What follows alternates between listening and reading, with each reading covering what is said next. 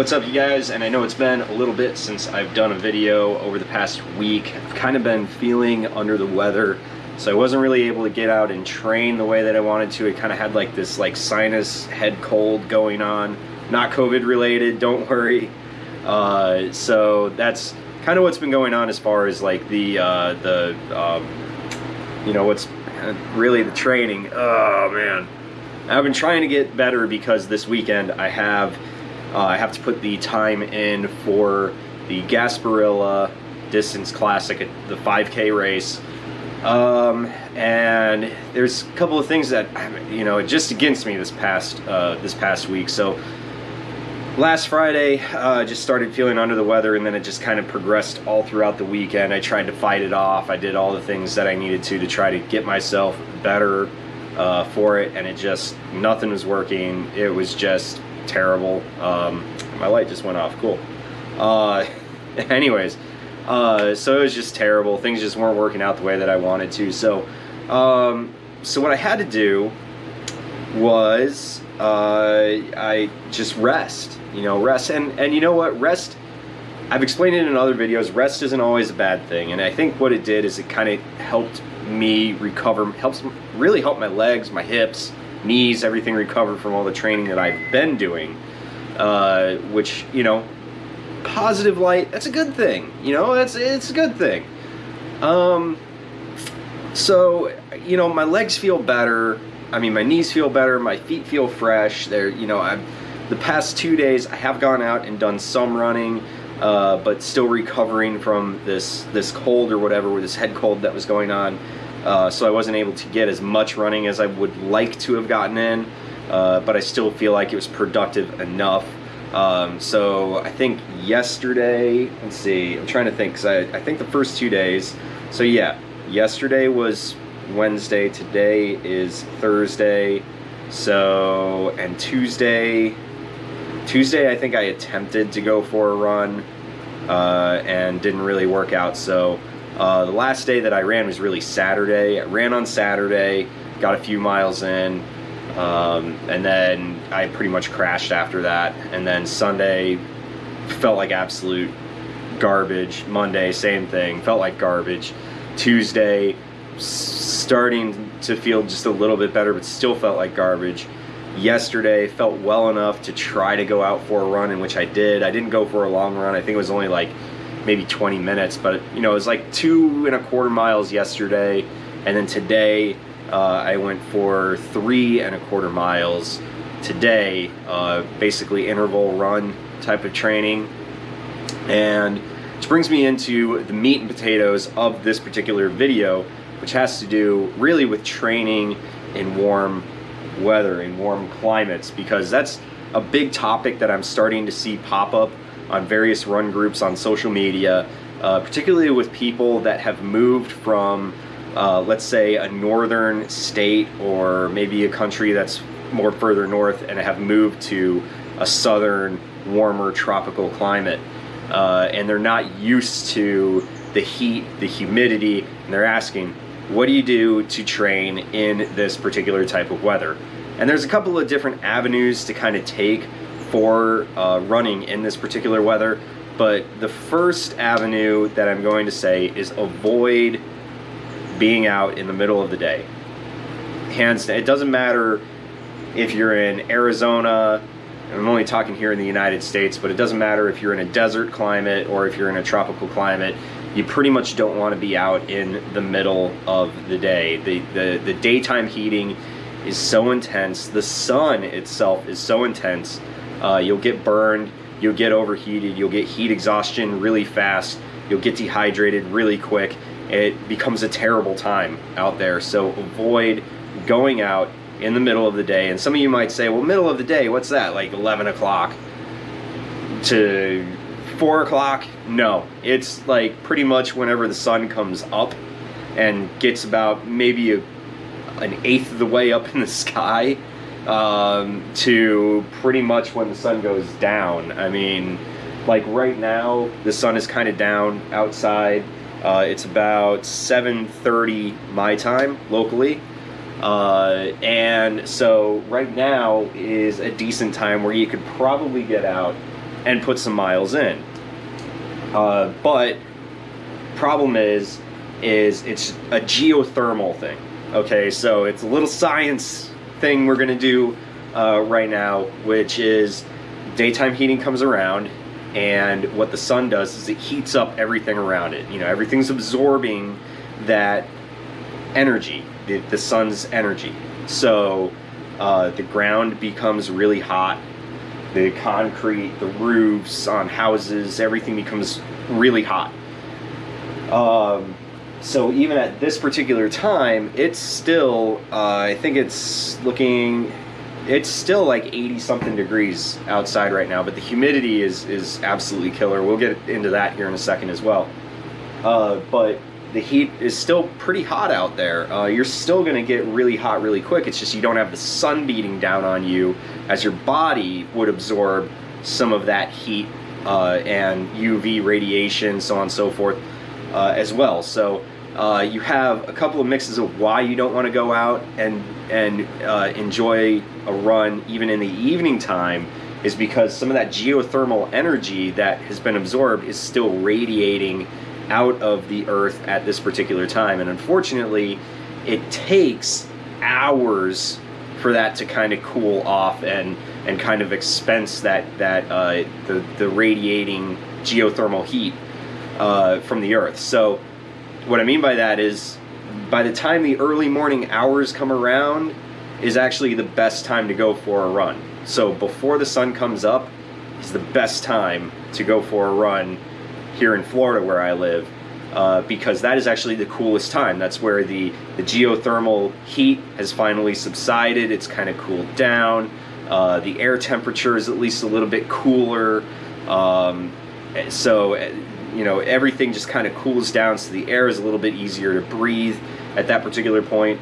So really, for me, it's about 5:30 to 6 o'clock in the morning is when you want to start your run, which means you might have to be earlier than that, depending on how long your run is. If you're only going for like 30 minutes, you can get away with probably a 6:30 run, and the sun will be just coming up right around that time. But for the most part, if you're putting in a long run, you're going to want to get up even earlier, really start your run probably around 5:30 if you're looking for a long run, half marathon distance, maybe a full marathon distance, 15, 13, 20 miles, whatever you want to do. I think that's kind of where you're looking at as far as your range time of where you're going to want to go for a run. So that being said, what are some other things about running in the heat? So getting up early, huge thing. Second thing is dealing with the humidity. Unfortunately, there's really nothing you can do about it. You just kind of have to deal with it. There's a saying that the humidity in Florida is the poor man's altitude training. And it's kind of true, because the air density, the air is so thick with moisture in the air that it becomes almost as if you're just breathing water. And I'm not joking with you. Sometimes when I'm out there, I really feel like I'm just breathing water. It's that intense. So piggybacking off of that, there's really nothing you can do about the humidity. It's just a matter of just getting used to it, and you kind of have to slow your pace. So in a humid climate like this, where it gets hot and it gets humid, don't expect your paces to be fast. You have to be patient. You're going to have a slower pace than maybe what you would during the winter time, when it's colder and less humid.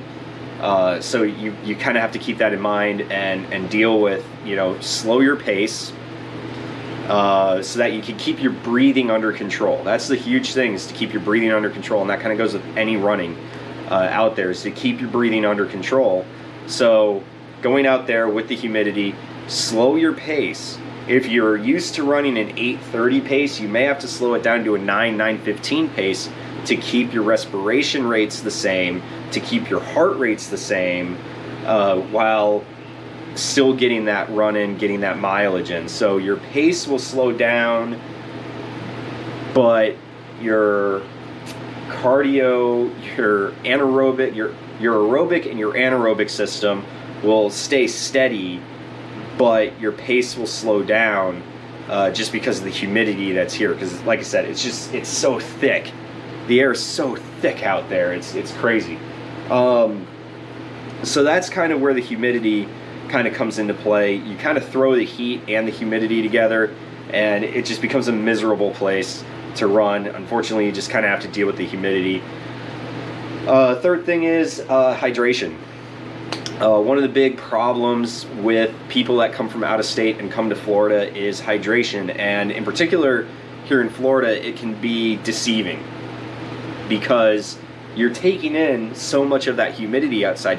You don't feel dehydrated because you're breathing in so much of that water. It's keeping your mouth moist, it's keeping your body moist. You aren't drying up like you would in a drier, arid climate. So when you're out there, you almost don't feel like you're getting dehydrated, but you are. You're sweating profusely. Like, I can't tell you, the shirt that I was wearing today, I swear to God, when I took it off, it was probably weighed like 3 or 4 pounds because of the amount of sweat that had built up in that shirt. I mean, it was just absolutely soaked. Positive is it added weight while I was running, so hey, that's cool. Get used to the weight. But it just makes it for a miserable run when you're soaked like that. But yeah, just staying hydrated. So taking water bottles with you, if you have one of those those belts with water bottles on it, or one of those handheld water bottles, definitely need to take that with you because it's brutal out there while you're running. So that's kind of where I'm at with training in this heat. The other thing is wearing clothing that will help you stay cool. So for me, a lot of like those sleeveless or whatever strap running shirts help out immensely. It feels odd for me, but I've gotten used to them. Is shorter shorts, running shorts. I used to run in like the 10 or 9 inch running shorts. I've gotten into the 7 inch running shorts, and those are like comfortable for me. But I'm not gonna lie, sometimes even then, like, I'll have to hike them up because it cools you off a little bit quicker to have, even like if you brought it up another 2 inches to a 5 inch short. It helps keep you cooler. So that's the other thing is wearing clothing that is reflective of heat. So using bright colors definitely helps. And then also using breathable clothing that is specifically built for running. That's another major thing, is to have that as well. So I always wear a hat. You've seen my running hat, that my Reebok running hat, a breathable, lightweight hat to kind of block the sunlight, and also kind of moves the sweat away from your eyes. But proper clothing, proper running clothing, and that's where you really test some of these shoes out. Like some of the shoes that I've been testing, this is the time that I'm going to be testing a lot of those shoes to see what they're like in the summertime as far as their breathability is concerned. So that's a positive as well. But as far as running in the heat, my number one suggestion, just get up early in the morning. I know some people just don't like getting up that early in the morning, especially when you're saying, oh, I'm doing this to go for a run. So many things that I'd rather get up early in the morning for, like going to get a cup of coffee or a donut or something like that, not getting up and going for a run. But if you're dedicated and you're motivated, you're going to turn that doorknob, you're going to get out and go for a run, and that's just how it is. So that's kind of as far as the training is concerned for running in heat. So now we move into the section of the video where I discuss some of the training stuff that's going on. So I did mention earlier in the film that I was going to be doing the 5K this weekend, in which I have decided to go with the Saucony Endorphin Speeds to run in.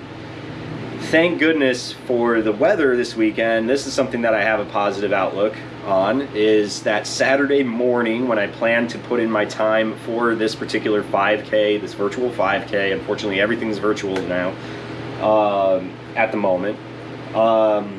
That the weather is supposed to be great. There's a cold front that's coming through in the next few hours, and we're going to have drier weather. We're going to have some cooler temperatures. They're saying that the morning of Saturday is supposed to be like 55 degrees Fahrenheit here in Florida, and the humidity is supposed to be in like the 40% range. So I am ecstatic for that. Like, I am ecstatic because that is perfect. I'm feeling better, not 100%, but I'm feeling better. So hopefully I'll be able to put in a time that I'm going to be proud of Saturday morning. So I'm doing the Saucony Endorphin Speeds for that. And then in 2 weeks' time is the Demore Global Running, the DGR Distance Challenge. I'm doing the half marathon. I don't think I should have signed up for that. I wasn't really thinking clearly. I wanted to challenge myself and do the half marathon, and now with the heat here in Florida, I don't know if I'm going to be able to do it. But I picked out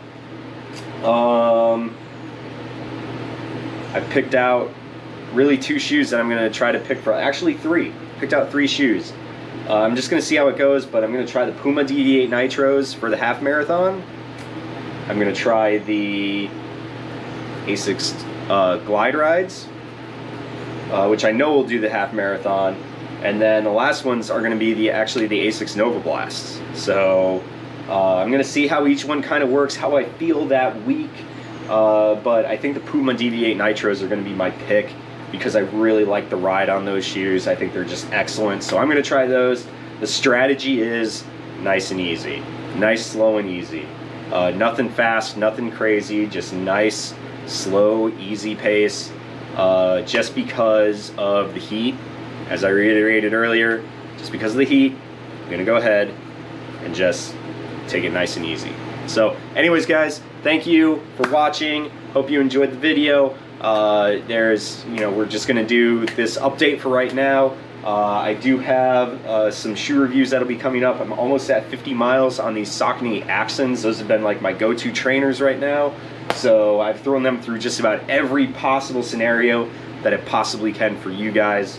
So I'll have that full review coming up soon. And then there's a couple other shoes that I think are coming up on the full review as well. So thank you guys for watching. And as always, guys, enjoy the run.